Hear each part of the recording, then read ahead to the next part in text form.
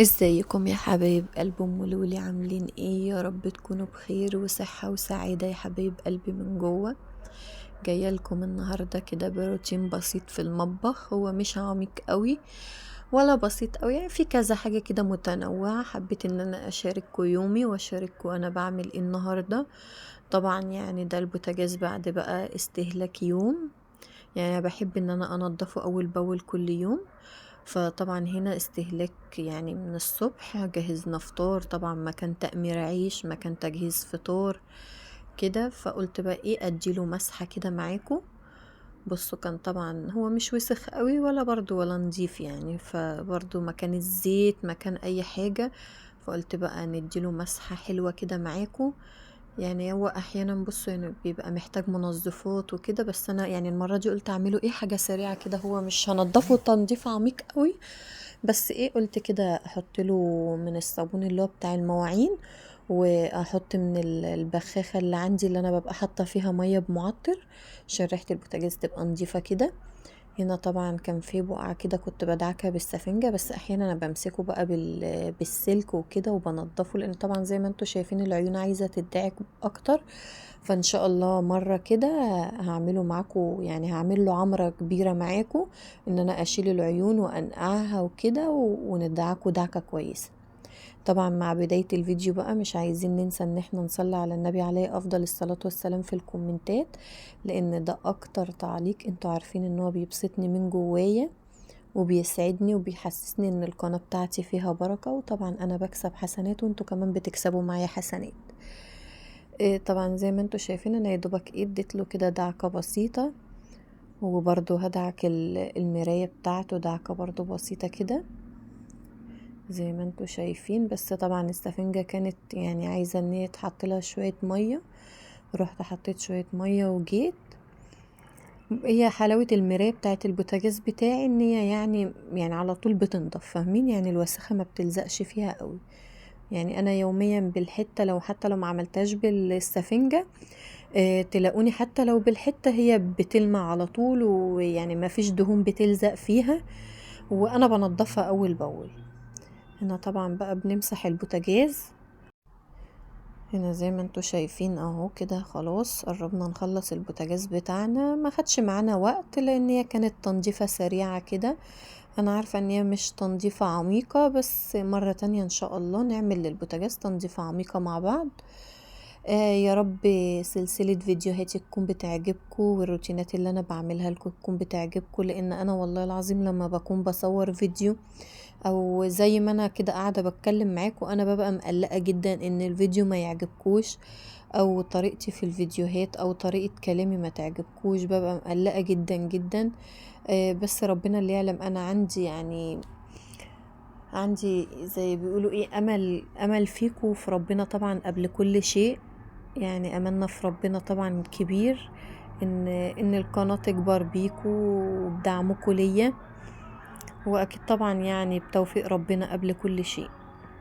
هنا طبعا البوتاجاز بقى خلص معانا. معلش لو حصل ازعاج شوية في الفويس وانا بعمله لكم، بس والله العظيم الازعاج ده في الشارع عندنا، الشارع مزعج جدا، فمش عارفة هل بقى الصوت جاي في الفيديو ولا لا.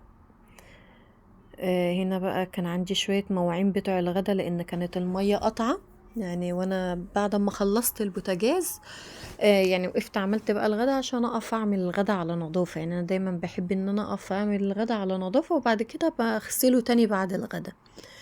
فطبعا جهزت الغدا واتغدينا، فطبعا كانت المية بقى قطعت عليا، فقلت بقى خلاص بعد ما نخلص غدا كانت المية جت، وقفت بقى اغسل المواعين معاكم.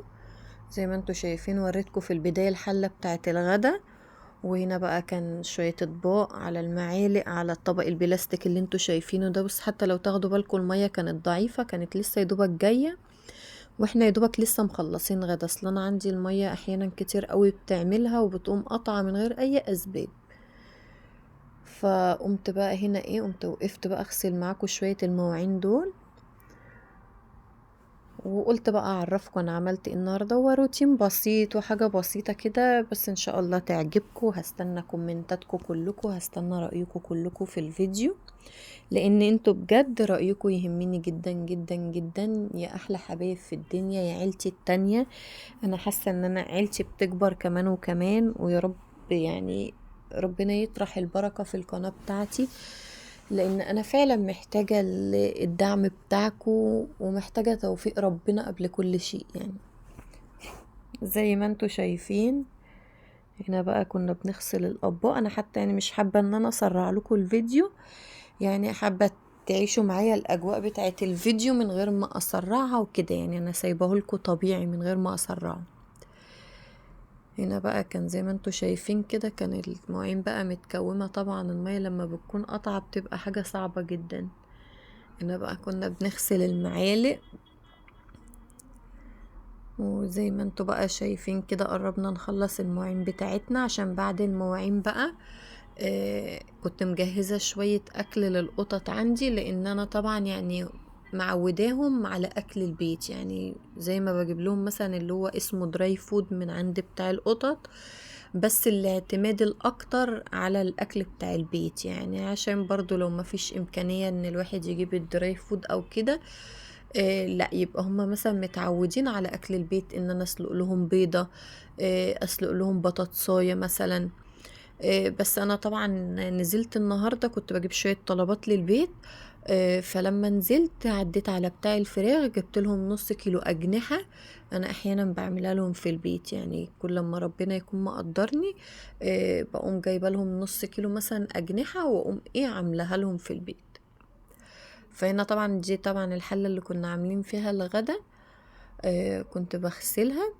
وبعديها بقى انا كنت ايه طبعا وانا بجهز الغدا للولاد، انا كنت سلقه الاجنحه يعني بتاعت القطط، بسلقها بحط لها، يعني ما بحط لهاش توابل ولا كده، لا انا بسلقها يا دوبك بحط لها ميه، واقوم حاطه لها اللي هو الورق اللورة، بحط ورقتين عشان بس الزفرة وكده يعني، لكن لا ملح ولا توابل ولا اي حاجة، لان طبعا الملح والتوابل والكلام ده كله يعني مش كويس على القطط ولا الحيوانات ولا كده. هنا طبعا خلصنا المواعين. انا طبعا ما تستغربوش ان انا بنشف الحاجة زي ما انتوا شايفين كده، بس انا بحب انشفها عشان ما اشيلهاش في الترابيزة بالمية بتاعتها، لان بتعمل ريحة مش كويسة.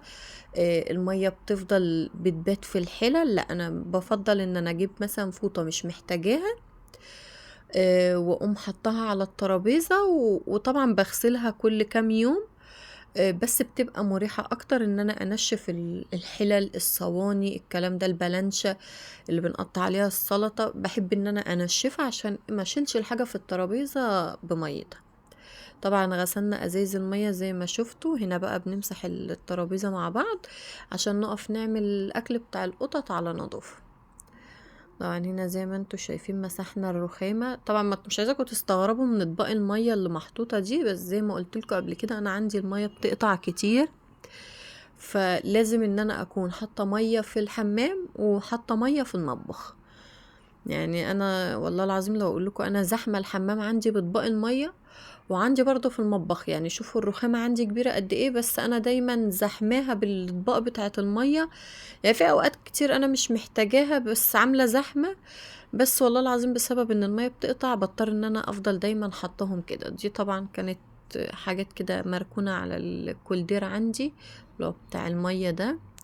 الاولاد عندي كل ما يبقى في ايدهم حاجة يسيبوها في اي حتة. طبعا برضو كان بسبب المية قطع ان الكولدير كان فاضي، كنا عايزين نملاه، ما صدقت بقى المية جت، قلت بقى بدل ما تقطع عليا تاني وما كنش لحقت ان انا املى الكولدير، لا اقف املى الكولدير الاول قبل ما انضف ايه الاكل بتاع القطط. ده طبعا ما تستغربوش، ده خرطوم كده احنا جايبينه، يعني هو مش خرطوم قوي بس حاجة بتقضي الغرض عشان ان احنا ايه نقدر ان احنا نملى القارورة بتاعة الكولدير، لان طبعا اكيد مش بنغيرها على طول، هي كل فترة بس بتتغير من عند بتاع السوبر ماركت، تتجاب واحدة مكانها، بس مش على طول، كل فترة يعني. هنا كنت بملاها وبرضو ايه المية كانت ضعيفة، فكنت خايفة ان هي تقطع تاني وما كنش ألحق املى الكولدير، والولاد بيحبوا يشربوا مية ساقعة وكده. بس زي ما انتوا شايفين انا محوشة مية تحت الحوض ومحوشة مية جنب الكولدير يعني حاجة صعبة جدا والله يا جماعة، قطع المية ده بتبقى حاجة صعبة. هنا دي الأجنحة اهي كنت سلقاها وسايباها تبرد، هنا كنت بطلعها في طبق عشان افصصها في العلبة اللي انا بشيلها فيها، لان انا بحطها في التلاجة، يعني بفصصها وما بسيبهاش بره عشان ما تبص حرام. دي نعمة ربنا. طبعا انا بركن المية دي دلوقتي كده، مش هرميها، لان انا هزود منها كده كده بعد ما افصص، عشان يعني تبقى الفراخ ما تنشفش مننا. ده الطبق كده جبته بفصص فيه الأجنحة. هما بيحبوها جدا ومغذية وبتوفر معايا وجبة واحدة في اليوم. بتخليهم شبعانين وموفرة في نفس الوقت. وفي نفس الوقت والله العظيم القطط بتتغذى عليها وبتحبها جدا جدا. وما بتخليش عندهم اساسي وجبة الدراي فود. يعني انا قبل القطط دول انا كنت مربية قطط تانية، بس كانت وجبتهم الاساسية الدراي فود، فما كانوش متعودين على اكل البيت خالص، فكان الصراحة الموضوع مكلف جدا. بس لما جم بقى القطط دي، يعني القطط التانية يعني كبروا، وفيهم اللي توفى وفيهم اللي يعني اديتهم لناس صحابي وكده يعني. فلما جبت بقى القطط دي للولاد، حبيت ان انا يعني اخدهم على اكل البيت اكتر من الدراي فود. وبس هنا كان ده يومنا النهاردة. وطبعا انا يعني بعد ما اخلص تفصيص الفراخ، انا هحط شوية مية يعني من اللي هي الشوربة اللي هي بتاعت الاجنحة، عشان ادخلها التلاجة، وكل يوم الصبح بحط لهم وجبة بس. واتمنى ان يكون فيديو النهاردة عجبكم. اتمنى ان انا استنى رأيكم كلكم، لان زي ما انتوا عارفين انتوا رأيكم بيهمني، ويعني وانا بقبل كل كلامكم، لان كلامكم طبعا بيهمني في فيديوهاتي، سواء بتعجبكم او ما بتعجبكوش. بس يعني انا مش عارفه اقول لكم بس يا رب يعني فيديو النهارده يكون عجبكم. هنا كنت فصصت الفراخ خلاص وحطيت لها الميه. وباي باي يا حبايب قلب ام لولي.